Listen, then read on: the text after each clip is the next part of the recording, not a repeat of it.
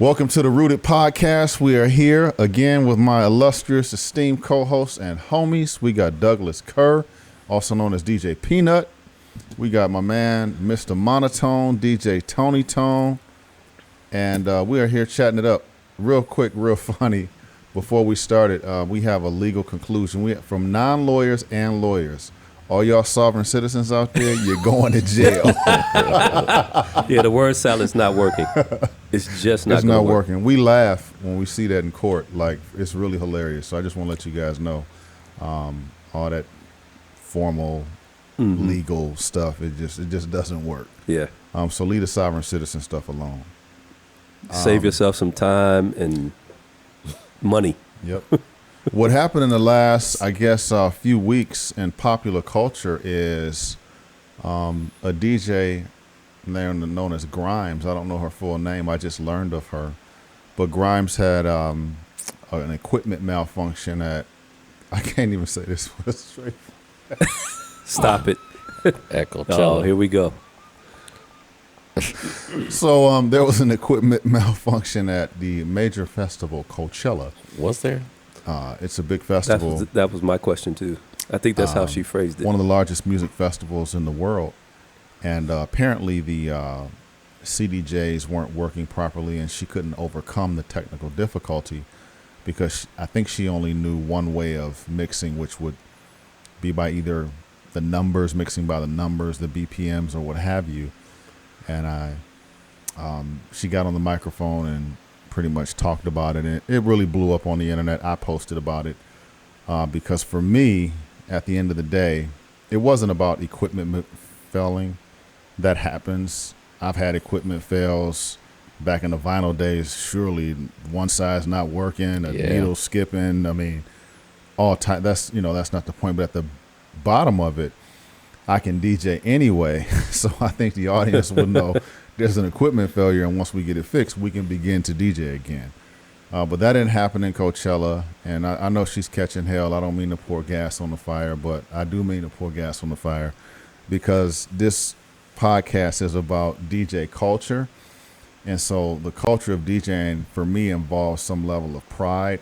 When I asked Doug to be a part of this podcast and why, I said that I had respect for you as a DJ, and I know that you respect music enough to make sure your DJing can respect the music, right? Because if you're a music lover, but you can't DJ, then you really can't do the music justice because you can't deliver the music that you so love. I agree. So at a baseline standard, I said, okay, guys that I kind of mess around with in my hobby and craft, which is DJing, you definitely would have to know how to DJ. Otherwise, you would be a jukebox. You would be a person that loves music and enjoys it.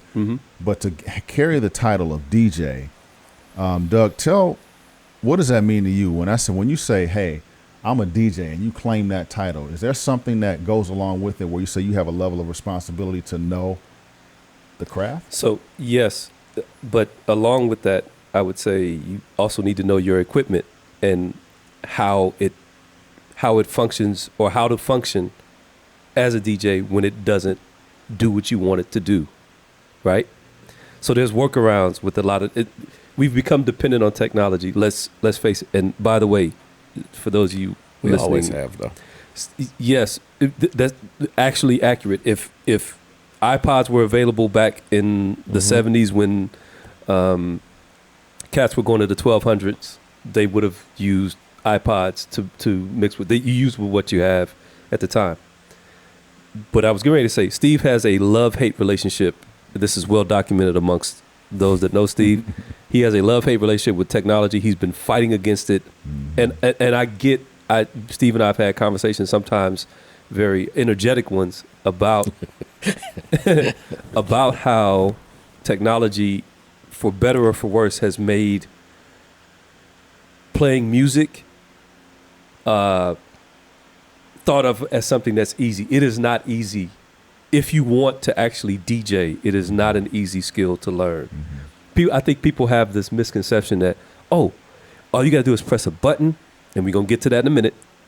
All you got to do is press a button, and voila, You get to, but there's so much more to it. You do have to know your songs. You have to know your equipment. You have to know your equipment, especially when it doesn't work, because this is the drawback to technology.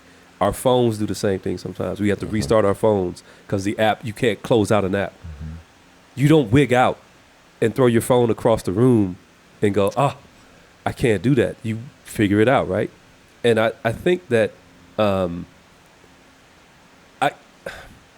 I understand that everyone can be a DJ, but that's always been the case. If you had turntables and you actually committed yourself to learning how to blend records, however you want to do that, you want to echo out of every tune and bring in another tune like that, fine. You want to blend a tune like the way I like to play, you want to blend a tune, fine. But the idea is that you don't panic when something doesn't go right, because I don't know, there's an entertainment factor to this. I don't know that you're necessarily going to be entertaining enough if all you're doing is, this didn't quite go right. Mm-hmm. And yes, we've all been there. We've all been there where like that blend was off and it bothers you. Mm-hmm. But you got to keep going. The music keeps running, right? And so, yes, there's a component of respectability that comes along when you say you're a DJ, with how you play your stuff, how you present, how you play the stuff.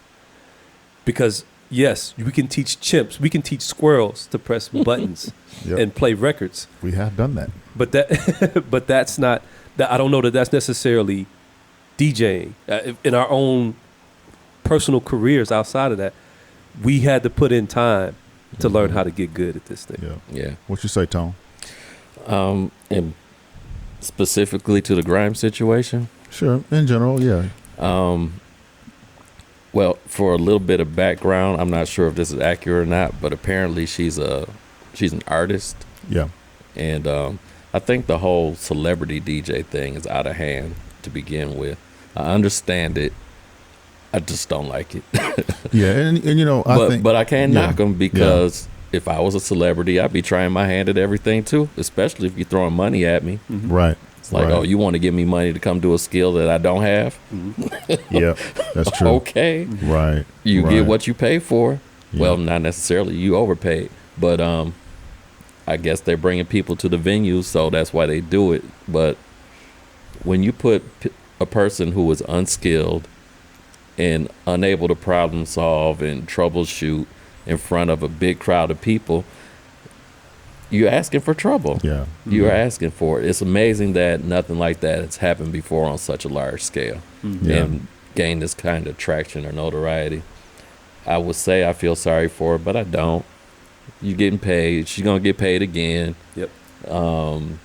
She's more popular now than she was before, because I hadn't heard of her before this. Yep. And it just is what it is, man. Yeah. You're taking a good opportunity from a real skilled DJ. That's how I feel in my heart. But I think that it's just the sign of times. Yeah, I think we are. I had some interesting back and forth with some guys that posted or responded to my criticism, quite frankly, my mockery of the situation, because as a DJ artist and a purist, I felt quite offended. Like, for example, if someone invited me to, play trumpet, and they said, well, Steve, we heard you're a lawyer, and we just want a lawyer that can play trumpet. And I take the gig and I get $5,000. And all I know is that you put the trumpet up to your mouth and you blow. I didn't know you had to be able to read music. I didn't know there was I didn't know everything. They just threw me this money.